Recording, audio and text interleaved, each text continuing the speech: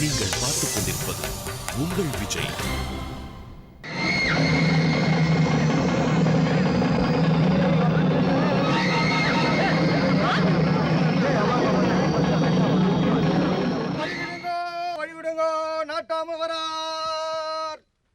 என்றா கூட்டம் நாட்டாமி கூப்பிடாம கூட்டம் போற அளவுக்கு திமிராயிடுச்சா? நறுக்கி விடுவோம் நறுக்கி. இது நாட்டுக்கோழி சில்லி சிக்கன் போடலாம்ப்பா. சில்லி சிக்கனா தந்தூரி சிக்கன் போட்டா நல்லா இருக்குல்ல? பேசாம அந்த கோழியை பிரியாணி பண்ணிடலாம். கணக்க நான் ஊராளுங்களாம் மனுஷனும் கிடையாது, எல்லாம் குள்ளநரிங்க. பச்சை கோழி தின்னாலும் தின்னு போடுவானுங்க. எடுத்துட்டு போய் அம்மனிட்ட கொடுத்து நல்ல குழம்பு வைக்க சொல்லு. இதுக்கு ஒரு நியாயம் நீதி கிடையாதா? என்றா குழம்புக்கு மசாலா தானே போகணும், இதெல்லாம் எதுக்குடா? குழம்புக்கு இல்ல, கோழி தற்கொலை பண்ணிச்சே அதுக்கு. இத பாக்கலீங்களா? அங்க என்னடா கோழிகள் மாதிரி அது படி. என் சாவுக்கு காரணம் நாட்டாமை தம்பி கொசுபதி வை கோழி. இதுக்கு என்ன சொல்ல போறீங்க?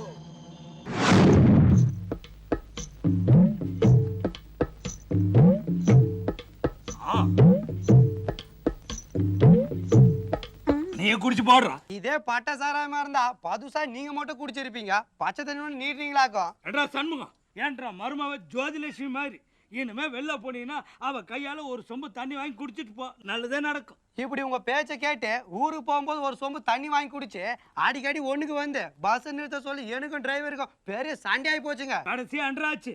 ஆத்திர தடகலாம் மூத்திர தடக முடியுமா? ஏதோ ரேடியேட்டராம அதுல அடிச்சு விட்டேன். ஏதாவது பாட்டு பாடுனுச்சா? அதான் ஃபுல்லா நான் பாடிட்டேன். ஏன்றா கண்ணாலத்துக்கு முன்னாலதான் அரை ட்ரௌசர் போட்டு சுத்திக்கிட்டு இருந்தா, இப்பதான் கண்ணால ஆகி போச்சு. இல்ல ஏன் வேட்டியை கட்ட வேண்டியதான்?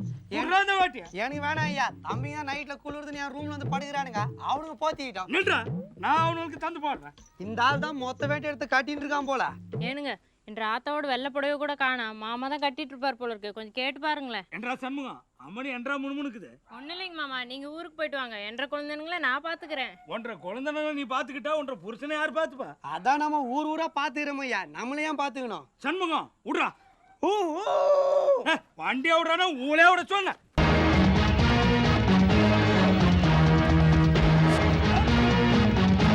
தங்கச்சி உதவி போட்டுருவான்னு வண்டியை நிறுத்தி போட்டியா? அதுக்காக நிறுத்தலடா, பண்ணி மேல வண்டி இடிச்சா வண்டி வித்து போடணும், அதுக்காக தான் நிறுத்தணும். இவர் 20 லட்சம் ரூபா கொடுத்து பென்ஸ் கார் வாங்கி போட்டாரு, வண்டியை நிறுத்தினாராம்.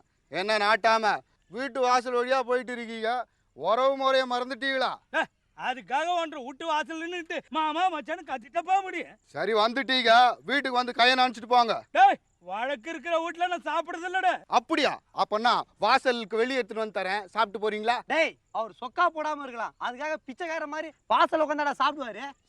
சும்மாறா. தபார், தீர்ப்பு எனக்கு சாதகமா வரணும். அப்படி வந்தா சைக்கிளுக்கு பெல்லு வாங்கி தரேன். உனக்கு எதிரா பிராது கொடுத்தவன் சைக்கிளுக்கு காத்தடிக்க பம்ப் வாங்கி தரேன்ட்டான். பொத்தின்னு போறியா? ஏடா இதெல்லாம் போய் அவங்ககிட்ட சொல்லிக்கிட்டு விட்றா போகட்டும். அதான் சைக்கிள்னு ஒருத்தன் விட்டுனே வரானே. அட வண்டியை விட்றா போகட்டும். என்னடாச்சு தெரியலையா? டேய், வண்டியை உர்றான்னு சொல்ல குரங்கு புடியா புடிச்சுட்டு இருக்கா, புடிச்சு தள்ளுறா. தள்ளி போட்டா ஓடுற. இதை வந்துட்டு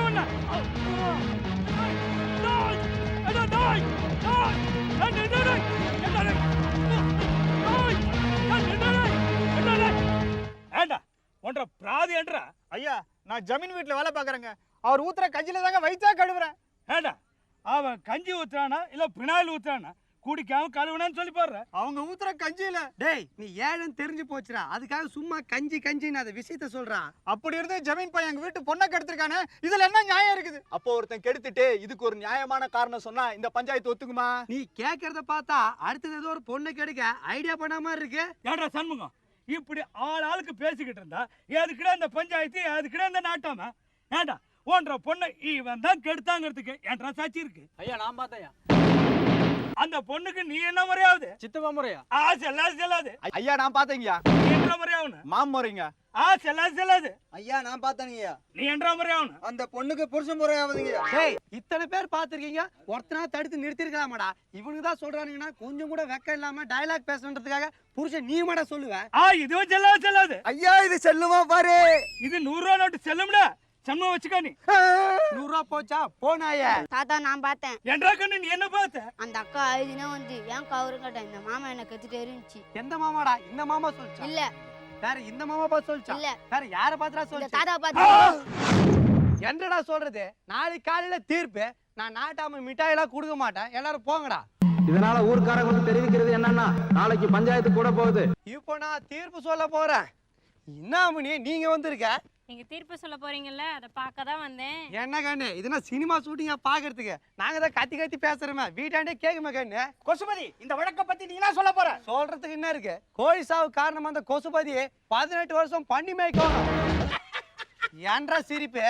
ஏற்கனவே இத்தனை நாள் இந்த நாய் பண்ணி தான் மேய்ச்சிட்டு இருந்தது. அது மட்டும் இல்லடா கீரி தலையா, கோழிக்கு மாமா மச்சான் அக்கா தங்கச்சின்னு யாராவது முறை இருந்தா கொசுபதியோட சொத்துல பாதி எழுதி வைக்கணும். இதாண்டா இந்த நாட்டாமையோட தீர்ப்பு. ஐயா, அவசரப்பட்டு தீர்ப்ப சொல்லி போட்டுங்களையா. கோழிக்கு எப்படியா எழுத படிக்க தெரியும்? கோழிக்கு எழுத படிக்க தெரியாதுன்னு எங்களுக்கும் தெரியும். ஆனா கோழி சொல்றது கேட்டு வேற யாராவது எழுதி இருக்கலாம்ல? ஐயோ, அப்படியே இருந்தாலும் சேவல் கோழி எப்படியா முட்டை போடும்? இப்படி அவசரப்பட்டு தப்பான தீர்ப்ப சொல்லிட்டீங்களே ஐயா. சேவலு முட்டை போடாதா? சேவலு முட்டை போடாதா? முக்கி நீயே முட்டை போட்டியடா நாயே. டேய், எங்க வீட்டுக்காரர் போட்ட முட்டை ஒரு நான் ஆம்லெட் போட்டு சாப்பிடணும். என்னங்க ஐயா, ஐயோ, நீயே கொன்னுட்டீங்களா? நீயே கொன்னுட்டீங்களா? ஐயா ஐயா, இப்படி தப்பான தீர்ப்ப சொல்லிட்டேன். உசுரையே விட்டுட்டியா ஐயா? நிறுத்துங்க. அவன் அதுக்கு அவன் உயிரை விட்டான். தூரத்துல நான் வரும்போதே என்ன பார்த்துட்டு இங்க வந்து நாய்க்கு கொடுக்குறான் பாரு. ஏன்டா டேய், நீ கொடுத்த தப்பான தீர்ப்புனால 10 பேர் செத்து போயிட்டான்டா. நடரா ஸ்டேஷனுக்கு.